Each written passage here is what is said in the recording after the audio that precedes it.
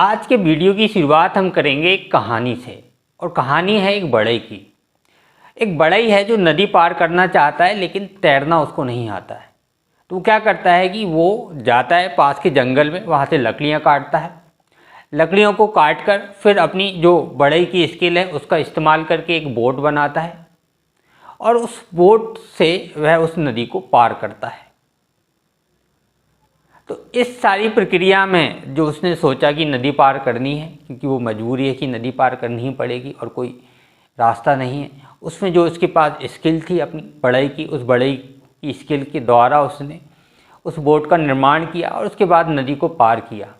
तो इसमें जो लोग लॉ ऑफ अट्रैक्शन को मानते हैं वह कहेंगे कि क्योंकि उसने सोचा कि नदी पार करनी है इसलिए उसने नदी पार की। अगर वह पहले स्तर पर ही अगर पॉजिटिव थिंकिंग उसकी नहीं होती इस नदी को पार करने के लिए, तो वह कभी भी नदी पार नहीं कर पाता।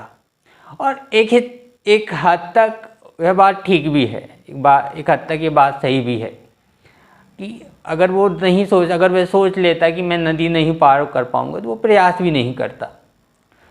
लेकिन सारा क्रेडिट केवल यह सोच लेने में कि हाँ मैं नदी पार कर पाऊंगा इसलिए वह नदी पार कर पाया, यह उन सारे प्रयासों को, उन सारे स्किल्स को एक तरीके से नकारने जैसी बात हो गई कि जो उस व्यक्ति में थी और जिसके कारण उसने वो नाव बनाई, या वो हार्ड वर्क जो उसने किया उस नाव को बनाने में, वो जो डेयर उसने दिखाया उस नदी को पार करने के लिए उस नाव के द्वारा, तो इन सारी बातों को नकार देता है। ये वैसा ही है जैसे कि एक व्यक्ति को आप एक विशेष एंगल पे खड़ा करके और उसको इंद्रधनुष दिखाओ और उसको सिर्फ लाल रंग वहाँ से दिख रहा हो और फिर उसको समझाओ कि देखो इंद्रधनुष लाल रंग का होता है। एक तरीके से जो पूरा एफर्ट एक व्यक्ति लगाता है किसी चीज़ को अचीव करने में, प्राप्त करने में, तो उसमें उसके कई सारे स्किल्स होते हैं, कई सारे हार्डवर्क्स होते हैं, कई सारे फेलियर्स होते हैं, कई सारे लोगों के सहयोग होते हैं। तो उन सारी चीज़ों को दरकिनार करके लॉ ऑफ अट्रैक्शन कहता है कि आप सोचो और अमीर बन जाओ। और इतना भी ठीक है कि एक मेंटल स्टेज, एक पॉजिटिविटी आती है, इस बात को स्वीकारा जा सकता है कि आप अगर पॉजिटिव सोचेंगे तो निश्चित रूप से आपके आसपास का माहौल पॉजिटिव उससे बनता है। लोग भी कुछ ना कुछ प्रभावित होकर आपके साथ पॉजिटिव होते हैं। लेकिन इसको इस लेवल तक ले जाना कि आप पॉजिटिव सोचेंगे और आप पॉजिटिव के साथ साथ आप ये सोचेंगे, एक विशेष कार के विषय में सोचेंगे, एक दिन वो कार आपको आके मिल जाएगी। एक घर के विषय में सोचेंगे, वो घर आके आपको मिल जाएगा। आप पार्किंग स्पेस के विषय में सोचेंगे, पार्किंग स्पेस आपको मिल जाएगा।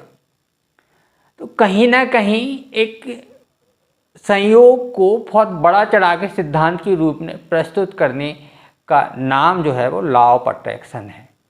और इसको न्यू थॉट कहा गया। न्यू थॉट क्यों कहा गया? क्योंकि जो लॉ ऑफ अट्रैक्शन है वैसा तो हमारी प्रार्थनाएं भी हैं। जो धर्म ग्रंथ हैं, चाहे वो बाइबल हो, चाहे वो कुरान हो, चाहे वो गीता हो, हिंदू धर्म ग्रंथ हो, उन सब में इस तरह की बातें की गई कि इस आपकी प्रार्थना में बहुत शक्ति है। आप ईश्वर से सच्चे दिल से, सच्ची आस्था और विश्वास से आप ईश्वर से कुछ मांगो तो ईश्वर आपको दे देगा। लेकिन कुछ नई जनरेशन के लोग, नई जनरेशन से मतलब है कि 21वीं शताब्दी के और उससे पहले भी कुछ लोग ये मानने लगे कि नहीं, ये तो रूढ़िवादिता है और हमको कुछ नया सोचना है। और इस नई थॉट में लॉ ऑफ अट्रैक्शन के पीछे वो भागने लगे, लॉ ऑफ अट्रैक्शन को वो ज़्यादा मानने लगे। उनको लगा कि अगर हम लॉ ऑफ अट्रैक्शन को मानते हैं तो हम थोड़ा सा प्रगतिवादी भी दिखेंगे। प्रार्थना और प्रार्थना से कोई चीज़ मिल जाती है, वो एक दकियानूसी सी बात है, एक अंधविश्वास है। ये थोड़ा साइंटिफिक है और फिर इसको साइंटिफिक आधार भी दिया गया। तो पहले इसकी डेफिनेशन तैयार की गई कि लॉ ऑफ अट्रैक्शन है कि आपके विचारों में बहुत शक्ति है। आप जितना पॉजिटिव सोचेंगे उतना आपके साथ पॉजिटिव होगा और उतनी ही चीज़ों को आप अट्रैक्ट करोगे, पॉजिटिव चीज़ों को अट्रैक्ट करोगे। और इतना तक अगर मान भी लिया जाता तो ठीक था। लेकिन ये थोड़ा और आगे बढ़ता है कि आप चीज़ों को भी अट्रैक्ट करेंगे, आप सोच की चीज़ों को अट्रैक्ट कर सकते हैं। आप पैसे के विषय में सोचिए, आप धनवान हो जाएंगे। तो बहुत ही आसान है फिर तो। और इस तरीके के कंटेंट को फिर बहुत ही वैसे थंबनेल के साथ या बुक कवर के साथ इन लोगों ने प्रचारित किया, या इस तरीके की थॉट वाले लोगों ने प्रचारित किया लॉ ऑफ अट्रैक्शन को, उसको बहुत ज़्यादा फेमस बना दिया, बड़ा चढ़ा के बता दिया। जबकि सामान्यतः देखा जाए तो एक बहुत सिंपल सी, अगर मनोविज्ञान की दृष्टि से भी देखें तो एक सिंपल सा सामान्य सा सिद्धांत है। अच्छा सोचिए, आप अच्छा महसूस करेंगे, ये बात ठीक है यहाँ तक कि आप सच्चे मन से प्रार्थना कीजिए, आप ईश्वर से प्रार्थना कीजिए, ईश्वर आपको देगा। आपने ईश्वर को रिप्लेस करके वहाँ पे नेचर को रख दिया, आप नेचर से बहुत पॉजिटिव होकर मांगिए, नेचर आपको देगा। तो क्या बात हुई? तो वही बात हुई ना, जो दूसरा व्यक्ति ईश्वर को उद्दीपन मानकर उससे कुछ मांग रहा है, और यहाँ पर आपने उसकी जगह पर प्रकृति रख दिया। सब कुछ ऊर्जा से बना हुआ है, और चूँकि सब कुछ ऊर्जा से बना है तो आप अगर सकारात्मक ऊर्जा के साथ किसी चीज़ को मांगते हैं तो वह सकारात्मक ऊर्जा उस वस्तु को आपकी ओर खींच के ले जाएगी, क्योंकि वो भी ऊर्जा से बनी हुई है।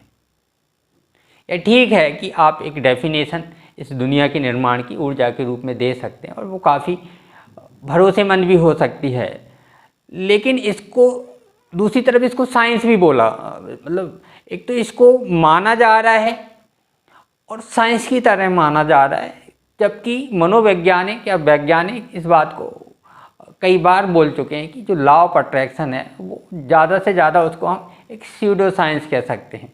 और स्यूडो साइंस का मतलब यही है कि झूठा विज्ञान है, एक आस्था और विश्वास से टिका हुआ सिद्धांत है, ना कि कोई प्रयोगशाला में प्रयोग करके और निर्धारित किया गया कि हाँ 100 लोगों ने सोचा, बहुत डीपली उसको बिलीव किया और उसके कारण उनको फलाना वस्तु मिल गई। अब इस सिद्धांत के साथ जुड़ा है कि आप किसी चीज़ को शिद्दत से चाहो, और ये भाव ऐसा ही है कि आप किसी चीज़ को शिद्दत से चाहोगे तो वो आपको मिल जाएगी। यानी आपको उस विश्वास के प्रति ब्लाइंड डीप बिलीफ होना चाहिए। अब वो कितना डीप होगा इसको नापने का कोई आधार नहीं है किसी के पास भी। जिसको नहीं मिलेगा उससे कह देंगे तुम्हारे पास तुमने बहुत डीप उसमें भरोसा नहीं किया, बहुत डीपली जाकर उसको नहीं मांगा, इसलिए आपको नहीं मिला। तो वो डीपली किसने मांगा है, किसने नहीं मांगा है, इसको नापने का कोई औजार, कोई हथियार हो नहीं सकता, उसको मापने का कोई यंत्र हो नहीं सकता है, क्योंकि वो एक फीलिंग है, एक विचार है। तो ये वैसा ही हो गया जैसे भाग्यवादी कहते हैं कि आपके भाग्य में होगी तो वो चीज़ मिल जाएगी, आपके भाग्य में नहीं होगी तो वो चीज़ आपको नहीं मिलेगी। ये वैसी बात हुई। जैसे एक व्यक्ति अमीर हो जाता है तो उसके भाग्य में था इसलिए वह अमीर हो गया, तो भाग्यवादी ऐसे इस तरीके की व्याख्या करते हैं। कोई व्यक्ति गरीब ही रहता है, गरीब ही मर जाता है, तो उसके भाग्य में कुछ था नहीं, धन नहीं था उसको और अलग तरीके से ग्रह नक्षत्र और हस्त रेखाओं के साथ भी जोड़ सकते हैं फिर। तो इसमें और लॉ और अट्रैक्शन में क्या अंतर है? कोई खास अंतर नहीं है, बस इसको एक जो पुरानी मिठाई है, प्रार्थना की जो पुरानी मिठाई है, उसको नए पैकेज में, नए बॉक्स में सजाकर प्रस्तुत करने का नाम लॉ ऑफ अट्रैक्शन है, उसके अलावा कुछ नहीं है। हम इसको ऐसे कह सकते हैं कि प्रार्थना की शक्ति को नए रैपर में पैक करके और उसको नए नए शब्दावलियों के साथ उसको सजाकर प्रस्तुत किया गया है कि ये है आपका लॉ ऑफ अट्रैक्शन। उसको और बेहतर बनाने के लिए नए नए थॉट्स उसके साथ जोड़े गए, नए नए बड़े बड़े भारी भारी शब्द उसके साथ जोड़े गए कि मैनिफेस्टेशन है, मैनिफेस्टेशन है, लॉ ऑफ अट्रैक्शन है, थिंकिंग से है, न्यू थॉट है। इस तरीके के शब्दों को इस तरीके के शब्दों के साथ अलंकृत करके इस पूरी विचार को, इस पूरी सोच को रखा गया है। हालांकि ये विचार जो फेमस हुआ है वो 2006 में जो द सीक्रेट डॉक्यूमेंट्री कहें या मूवी आई, जो रोंडा बर्न ने इसको स्क्रिप्टेड किया था कुछ लोगों के इंटरव्यू के आधार पर, और उससे काफ़ी फेमस हुआ। रोंडा बर्न खुद एक बुक से प्रेरित होकर इस मूवी को बनाया था उन्होंने, और उस मूवी का नाम था, उस बुक का नाम था the secret of getting rich, जो 1910 में वॉलेस वॉटर नाम के एक राइटर ने लिखी थी। और ये विचार जो है वो और भी पुराना रहा है। जो लॉ ऑफ अट्रैक्शन का विचार है वह इससे भी ज़्यादा पुराना रहा है। इससे भी ज़्यादा कितना पुराना रहा है कि अर्ली 90s में एक व्यक्ति रहा जिसका नाम था फिनिस कुम्बी। जो फिनिस कुम्बी है वह ट्यूबरक्लोसिस से, टीबी से पीड़ित हो जाता है, उसको टीबी हो जाती है। अब उस समय पर टीबी का कोई इलाज था नहीं, तो दुनिया और सभी लोग जो हैं वो मान के चल रहे थे, उसके आसपास के लोग जो हैं वो मान के चल रहे थे कि अब ये नहीं बचेगा। लेकिन वह जो फिनिस कुम्बी था वह अपने मन में विश्वास करता है कि मैं इस बीमारी को ठीक कर दूंगा। वह तो जो फिनिस कुम्बी है वो मन में इस तरीके के विचार दोहराता था कि ये बीमारी जो है ठीक हो जाएगी और ये बीमारी मेरे अंदर नहीं है। उसने अपने मन को एक तरीके से तैयार कर लिया या मानने के लिए कि मेरे अंदर ये बीमारी नहीं है। और इस तरीके से उसने मन के द्वारा अपनी बॉडी को ठीक किया। तो ये विचार उस समय जब वह ठीक हुआ और मेडिकली भी जब टेस्ट में वो पाया गया कि हाँ ये टीबी इसके अंदर नहीं है, तो उस समय तो फिनिस कुम्बी ने अपने अनुभव से ये जाना कि अगर किसी विचार के प्रति बहुत डीपली फेथ हो, बहुत डीपली उस पर भरोसा हो, तो वह भौतिक रूप में भी परिवर्तित हो सकता है। ये पावर है थॉट्स की।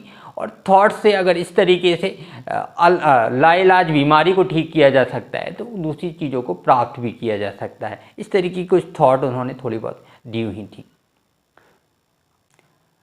तो इस तरीके की कई सारी बुक्स उसके बाद आई और जो भी बुक आती थी वो बेस्ट सेलर हो जाती थी। बेस्ट सेलर इसलिए हो जाती थी कि विचार कुछ वैसा ही है जैसा हम यूट्यूब के थंबनेल में देखते हैं। बहुत सारे वीडियो इस तरीके के हमारे सामने आते हैं जब हम स्क्रॉल कर रहे होते हैं कि घर बैठे लाखों रुपए कमाएं, घर बैठे लाखों रुपए कमाएं।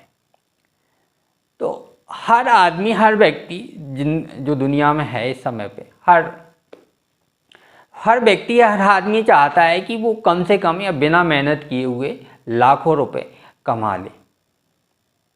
तो घर बैठे जाहिर सी बात है हर व्यक्ति चाहता है कि वो घर पे बैठ के लाखों रुपए कमा ले, उसको बाहर जाना ना पड़े।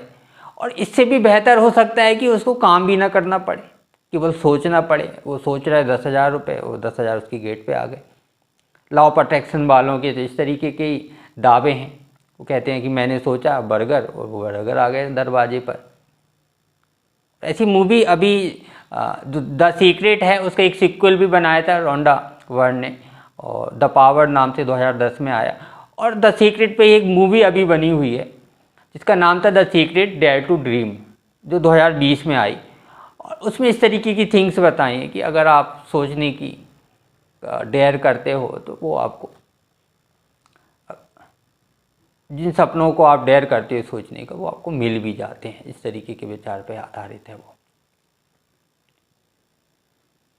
तो इन सारी थॉट्स को जो सबसे ज़्यादा बढ़ावा मिला वह 1937 में एक बुक आई जिसका नाम था थिंक एंड ग्रो रिच, सोचो और अमीर बनो। नेपोलियन हिल की ये किताब सबसे ज़्यादा लॉ ऑफ अट्रैक्शन के फॉलोअर बढ़ाने वाली है। सबसे ज़्यादा लोगों को जो अट्रैक्ट किया। नेपोलियन हिल का मानना था कि दुनिया में वही लोग सक्सेस हुए हैं जिन्होंने सोचा है। जैसे हमने शुरुआती कहानी में कहा कि उसने सोचा है इसलिए वो नदी पार कर पाया, तो उन्होंने कहा लोगों ने सोचा इसलिए वो अमीर बने। हालांकि उन्होंने अपनी किताब में ही उन सारी गलतियों को सुधारा भी और उसके बाद बहुत सारी बातें भी कहीं। वो थिंक एंड ग्रो रिच जो उनकी बुक का कवर पेज है वो सिर्फ कवर पर ही है, वो वैसे ही है जैसे घर बैठे 1 लाख रुपए कमाएं। सामान्यतः किताब देखेंगे तो उसमें उन्होंने पूरा प्रोसेस भी लिखा हुआ है। वो वैसे ही प्रोसेस है कि एक बढ़ई जब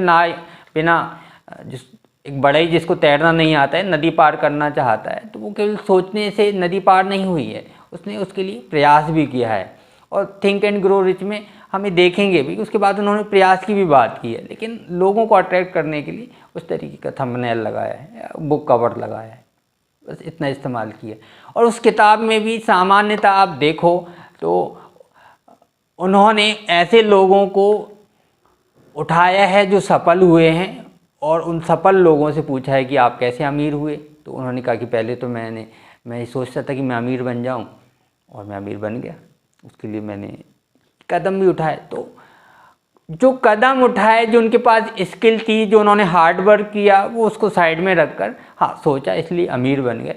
तो ये विचार ज़्यादा फैला है, ये रायता ज़्यादा फैला है, ना कि एक प्रोसेस के तहत। क्योंकि अमीर तो हर आदमी बनना चाहता है, हर व्यक्ति अमीर बनना चाहता है, सब अमीर बनना चाहते हैं, सब सोचते हैं, और लाखों में से एक कोई सफल भी हो जाता है। तो हम क्या करें कि उस एक आदमी को उठाएं और बोलें कि देखो ये सिद्धांत सही है। बाकी जो 99,999 लोग जो फेल हुए, जो नहीं सफल हुए सोचने के बावजूद भी, उनका क्या? तो उनके अंदर वैसा डीप फेथ नहीं था इस सिद्धांत के लिए, वो फेल हो गए। इसलिए इसको कहीं मापा नहीं जा सकता है, इसको कुछ, ये भाग्यवादी हैं ये लोग, और इनको भाग्यवादी कहिए बिल्कुल। और इससे ज़्यादा इनके विषय में हम बहुत बेहतर नहीं बोल सकते हैं। इन जितने भी लोग जो लॉ ऑफ अट्रैक्शन को मानते हैं, आप मानिए, आप पॉजिटिविटी को मानिए। पॉजिटिव थिंकिंग आपके जीवन को अच्छा कर सकती है, आसपास के माहौल को बेहतर बनाती है, लेकिन केवल पॉजिटिव थिंकिंग से आप सफल नहीं होते हैं। आप जितने भी लोगों को उठा के देखें जो सफल हुए हैं, वे सोचने से सफल नहीं हुए हैं। सचिन तेंदुलकर सोचने से महान क्रिकेटर नहीं बने हैं, लता मंगेशकर सोचने से महान गायक नहीं बनी हैं। कोई एक्टर है जो महान है, अमिताभ बच्चन ही ले लें, तो वो महान इसलिए नहीं बने हैं कि वो उन्होंने सोचा और वो महान बन गए। उनके पास कोई स्किल था जो ऐसा था जो बाकी किसी के पास नहीं था, यह एक यूनिक था। उन्होंने अपने स्किल को तराशा है, अपने स्किल पे काम किया है, हार्डवर्क भी किया है, तब वो सफल हुए। कोई व्यक्ति चाहे वो कुछ बेचना जानता हो, कुछ बजाना जानता हो, कुछ गाना जानता हो, कुछ खेलना जानता हो, जब उसके पास स्किल होगी तब वो सफल होगा।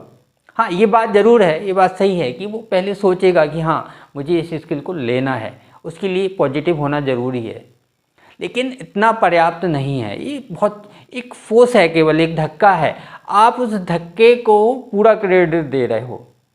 लॉ ऑफ अट्रैक्शन यही कर रहा है कि जो धक्का मिला है, सिर्फ उस धक्के को ही वो कह रहा है कि इसी के कारण वो बना है।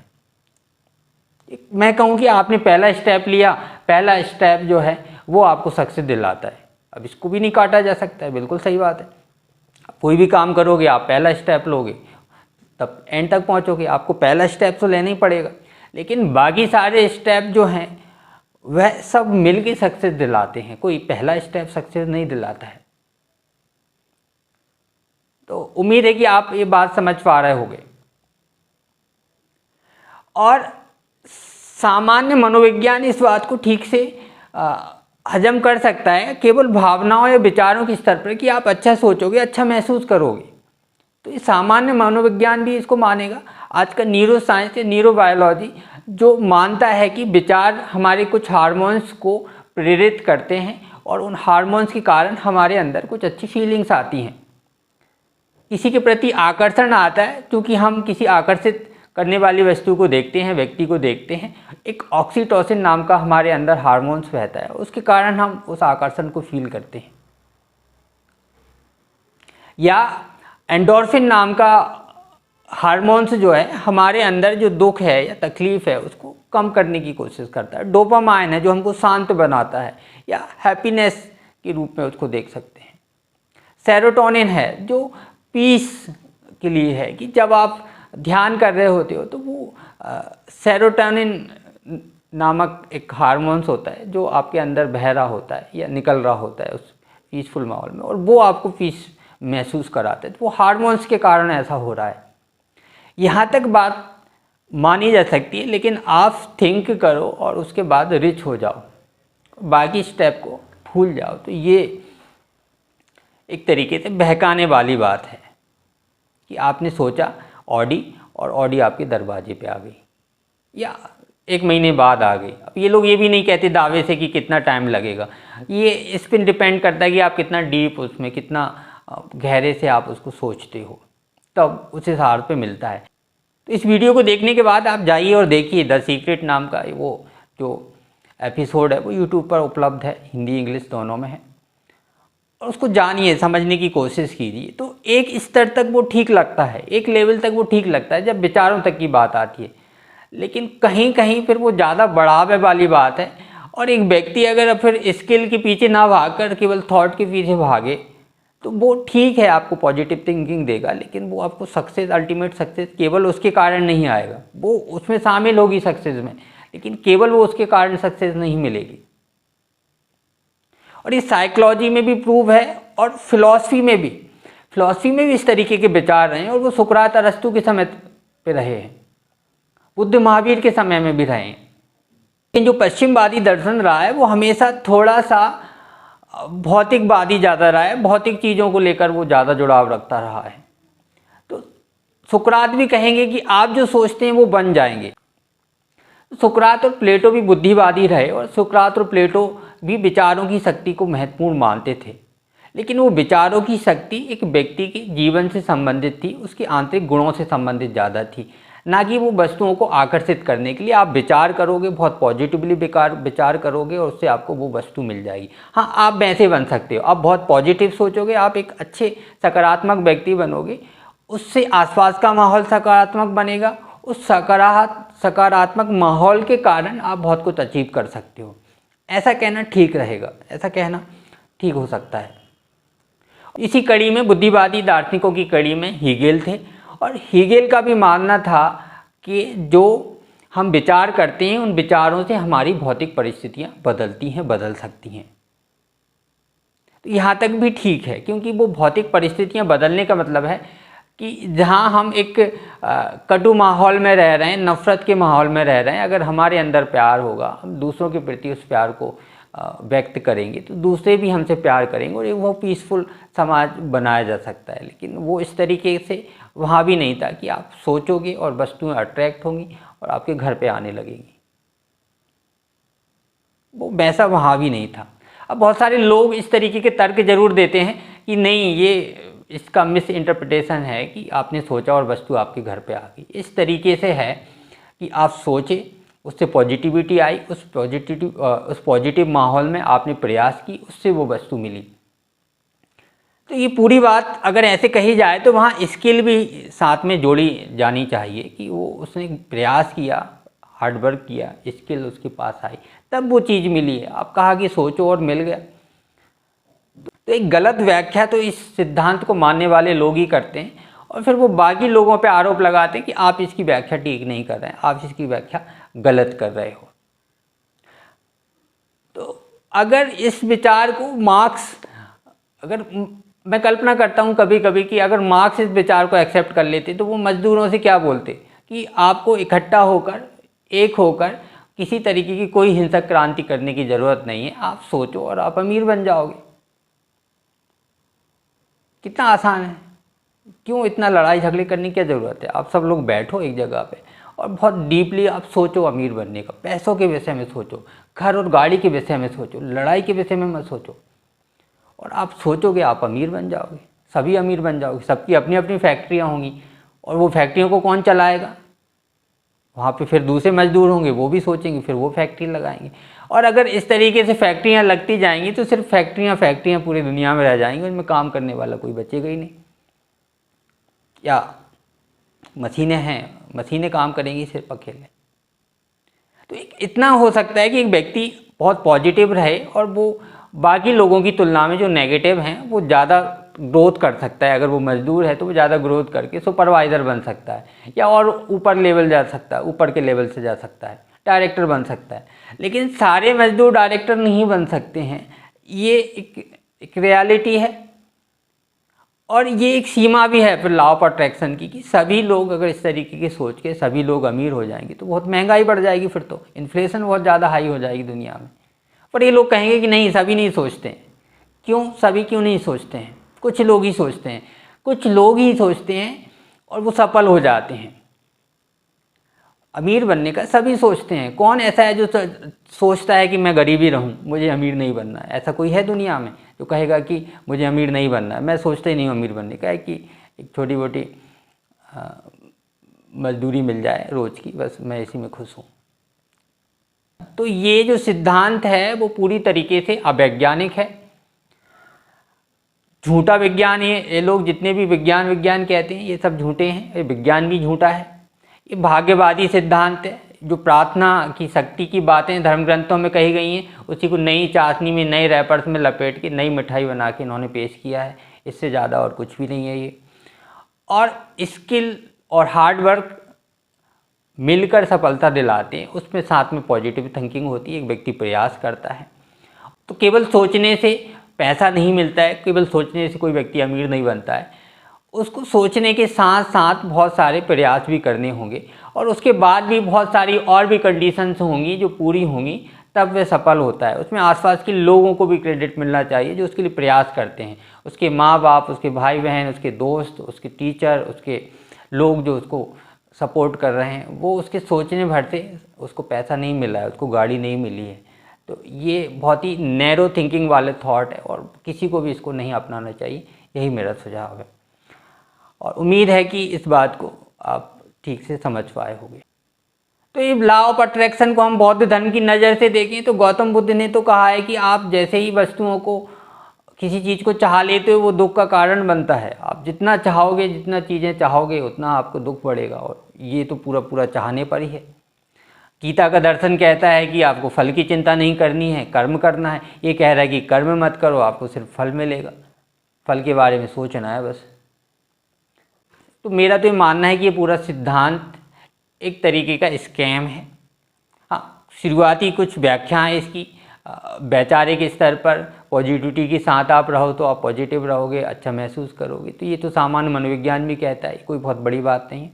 बाकी जो दावे हैं वो झूठे हैं, गलत हैं और इनको नहीं मानना चाहिए।